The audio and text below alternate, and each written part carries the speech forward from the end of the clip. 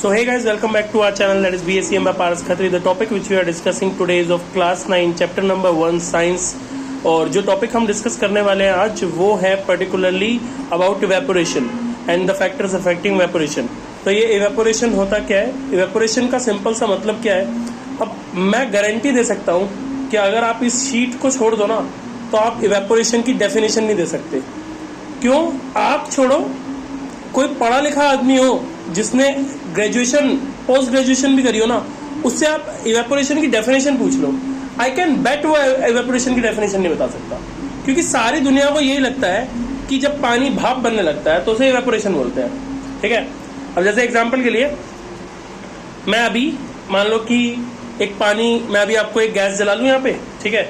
पानी को बॉयल करने लगूं, आपसे पूछूं इवेपोरेशन हो रहा है, तो आप कहोगे हाँ हो रहा है. फिर मैं आपसे पूछूं गैस बंद करके इवेपोरेशन हो रहा है, तो आप कहोगे नहीं अब नहीं हो रहा. बट ऐसा नहीं होता, इवेपोरेशन हमेशा होता रहता है. ठीक है. इसका बेस्ट एग्जांपल क्या है, एक कटोरे में पानी लो. ठीक है. उसको छत पे रखाओ, 3 दिन बाद जाना उस पानी को देखने के लिए. अब हालांकि अब तो बारिश पड़ रही है, भर जाएगा, पर मान लो कि बारिश ना पड़ रही हो, गर्मी का टाइम हो. ठीक है. छत पे रख के छोड़ के आना, 3 दिन बाद देख के आना, पानी है उसमें, पानी नहीं मिलेगा. कहाँ गया पानी? इवेपोरेट हो गया. ठीक है. अब ये इवेपोरेशन हम तो बोलते हैं कि पानी का इवेपोरेशन कब होता है, बॉइलिंग पॉइंट पढ़ा है आपने, कितने डिग्री पे होता है पानी का बॉइलिंग? 100 डिग्री पे होता है. हमने उस दिन देखा था एक्सपेरिमेंट करके 100 डिग्री सेल्सियस पे पानी बॉयल हो रहा था. तो अगर 100 डिग्री सेल्सियस पे पानी बॉयल हो रहा है तो वहां पे सन की जो रेज आ रही है वो तो 100 डिग्री पे नहीं उबाल रही होंगी ना पानी को. तो अगर 100 डिग्री पे पानी उबाल ही नहीं रहा तो ये वेपर्स बन कैसे रहे हैं? लॉजिक है ना.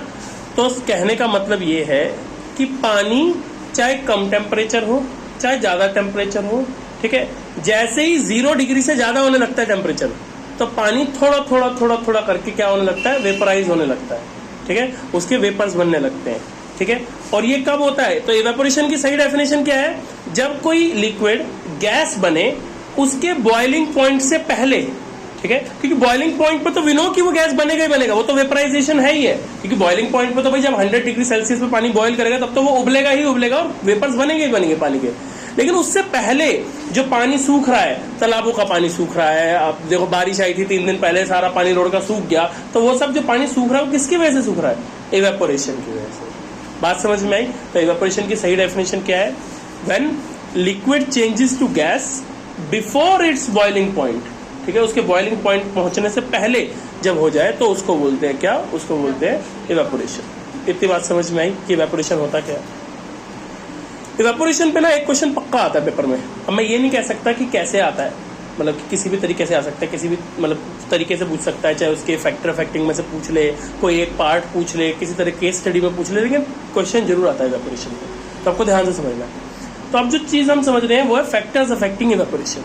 अब फैक्टर्स अफेक्टिंग इवेपोरेशन का मतलब क्या है कि इवेपोरेशन को प्रभावित करने वाले कारण, मतलब कैसे पता चलेगा कि इवेपोरेशन बढ़ गई या घट गई. ठीक है. मतलब देखो ऐसे समझो, आज आपके नंबर मान लो का ज्यादा है, कम आए, उसके पीछे कुछ फैक्टर्स होते हैं ना, कि मैंने इस साल पढ़ाई नहीं करी थी, मैंने इस साल ये हो गया था, मैं इस साल बीमार थी, ये तो कुछ ना कुछ रीजन होता है. तो ऐसे ही अगर इवेपोरेशन बढ़ता है तो उसके पीछे कुछ रीजन होता है, इवेपोरेशन घटता है तो उसके पीछे कुछ रीजन होता है. और वो रीजंस क्या है, वो रीजन है 4. ठीक है. 4 रीजन है टोटल. सबसे पहला रीजन क्या है, रीजन नंबर 1 या फिर जिसे फैक्टर नंबर 1 बोलते हैं, दैट इज सरफेस एरिया. ठीक है. अब ये सरफेस एरिया क्या है, इसका बड़ा सिंपल सा एग्जांपल क्या था. अभी मैं दाल खा रहा था आपके सामने. ठीक है. ये दाल अभी इस कटोरे में थी. ठीक है. इस कटोरे में थी, तो इसे ठंडा होने में जो भी टाइम लगा, अगर यही सेम दाल मैं ग्लास में भर के लाता. ठीक है. सोचना जो बोल रहा हूं, ये सेम दाल को मैं ग्लास में भर के लाता, ऐसे ग्लास में. ठीक है. और वही सेम दाल इस कटोरे में थी, सेम अमाउंट में दाल है. आपके हिसाब से कौन सी दाल जल्दी ठंडी होती है? सबको पता है कटोरे वाली. ठीक है. यही कंसेप्ट चाय के साथ होता है. आप चाय को एक कप में ले लो और अगर जल्दी हो तो प्लेट में डाल के पी के चले जाओ. ठीक है. तो जो प्लेट वाली होगी वो जल्दी ठंडी हो जाएगी. तो ऐसा क्या हुआ कि प्लेट में डालते ही वो ठंडी हो गई? तो उसके पीछे का रीजन है सरफेस एरिया. जैसे ही सरफेस एरिया बढ़ेगा होगा क्या, इवेपोरेशन का रेट चेंज हो जाएगा, इवेपोरेशन तेजी से होने लगेगा. क्यों? क्योंकि अब जगह ज्यादा है ना. पहले देखो आप ऐसे समझो, कि पहले इतना सा एक, ये मान लीजिए ये ग्लास है इतना, तो पहले इतनी जगह से, क्योंकि ऊपर का हिस्सा इतनी जगह से इवेपोरेट हो सकेंगे ना, तो इतनी जगह से इवेपोरेट हो रहा था। पर जैसे ही मैंने इसको प्लेट में लिया, इतनी बड़ी प्लेट में लिया, अब यहां से यहां से यहां से यहां से सब जगह से इवेपोरेशन हो रहा है। तो जब सब जगह से इवेपोरेशन होगा तो उससे जल्दी ठंडी हो जाएगी दाल। समझ में आई इतनी बात? क्लियर है? तो पहली बात क्या पता चली कि जब भी मतलब कि हमारा टेम्परेचर, मतलब कि जब भी हमारा सरफेस एरिया बढ़ता है तो इवेपोरेशन बढ़ता है, और जब भी सरफेस एरिया घटता है इवेपोरेशन घटता है। इतनी बात समझ में आ गई? तो इसे बोलते हैं डायरेक्ट रिलेशन। इसे बोलते हैं क्या? Direct relation. डायरेक्ट रिलेशन क्यों बोलते हैं? क्योंकि डायरेक्ट है ना, ये बढ़ रहा है ये भी बढ़ रहा है, ये घट रहा है ये भी घट रहा है, तो इसे डायरेक्ट रिलेशन बोलते हैं। इतनी बात क्लियर है? दूसरी चीज जो है वो है आपकी क्या? टेम्परेचर। ठीक है, टेम्परेचर है। टेम्परेचर से कैसे मतलब है, देखो समझो। अब एक पानी का कटोरा, जो मैंने अभी आपको बोला था कि छत पे रखा ना, एक वो छत पे पड़ा है, और एक पानी का कटोरा वही सेम लेवल का पानी, उसको ला करके गैस पे रख दो। कौन सा वाला जल्दी इवेपोरेट हो जाएगा? गैस वाला। बट ऑब्वियस गैस वाला जल्दी इवेपोरेट हो जाएगा, वो जल्दी खत्म हो जाएगा। क्यों हुआ ऐसा? क्योंकि जैसे ही टेम्परेचर बढ़ाते हैं वैसे ही इवेपोरेशन की रेट चेंज हो जाती है। अब ये क्यों होता है? क्योंकि आप देखो, जैसे जैसे पानी अपने बॉइलिंग टेम्परेचर के नियर पहुंचेगा वैसे वैसे उसका इवेपोरेशन का रेट बढ़ेगा। ठीक है ना? तो क्योंकि हम जैसे ही टेम्परेचर बढ़ाते हैं उसका, जैसे ही हम गैस पे रखते हैं, उसका जो टेम्परेचर है वो उसके बॉइलिंग पॉइंट के नियर पहुंचने लगता है। तो जैसे ही बॉइलिंग पॉइंट के नियर पहुंचेगा क्या होगा? इवेपोरेशन बढ़ने लगेगा। इसीलिए टेम्परेचर बढ़ते ही इवेपोरेशन बढ़ता है, और टेम्परेचर घटते ही इवेपोरेशन घटता है। तो इसमें भी क्या हुआ? डायरेक्ट रिलेशन है ना। एक बढ़ रहा है दूसरा भी बढ़ रहा है, एक घट रहा है दूसरा भी घट रहा है। इतनी बात समझ में आई? तीसरी चीज, ह्यूमिडिटी। ह्यूमिडिटी से क्या मतलब है? ह्यूमिडिटी से मतलब क्या होता है, पहले आप ह्यूमिडिटी का मतलब समझो। ह्यूमिडिटी को हिंदी में बोलते हैं आर्द्रता, और आसान भाषा में बोलते हैं नमी, मॉइस्चर। जैसे मैं एक एग्जांपल देता हूँ, अभी पिछले 3-4 दिन खूब बारिश हो रही थी। अगर पिछले 3-4 दिन में आपकी मम्मी ने कपड़े धोए होंगे ना, तो बहुत परेशान हुई होंगी। क्यों? सूख ही नहीं रहे कपड़े, है ना, कपड़े सूख ही नहीं पा रहे हैं। तो अब कपड़े सूख क्यों नहीं रहे हैं? जबकि ऐसा तो नहीं है ना कि पूरा पूरा दिन बारिश हो रही है।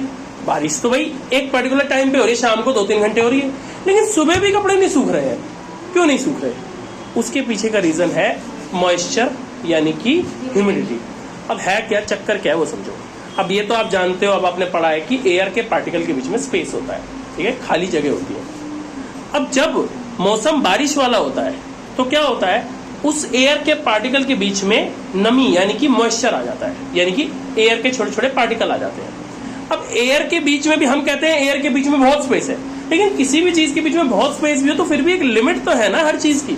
तो ऐसे ही एयर के पार्टिकल के बीच में एक लिमिट होती है, जिस लिमिट के अंदर ऑलरेडी एयर के जो मतलब कि बारिश के जो वाटर वेपर्स थे वो आकर के रुक गए हैं, जिसकी वजह से हम बोलते हैं कि मौसम क्या है, ह्यूमिड है, मतलब कि वेपराइज है। ठीक है, मतलब कि वेपर्स बहुत ज्यादा है। ठीक है, इतनी बात समझ में आएगी?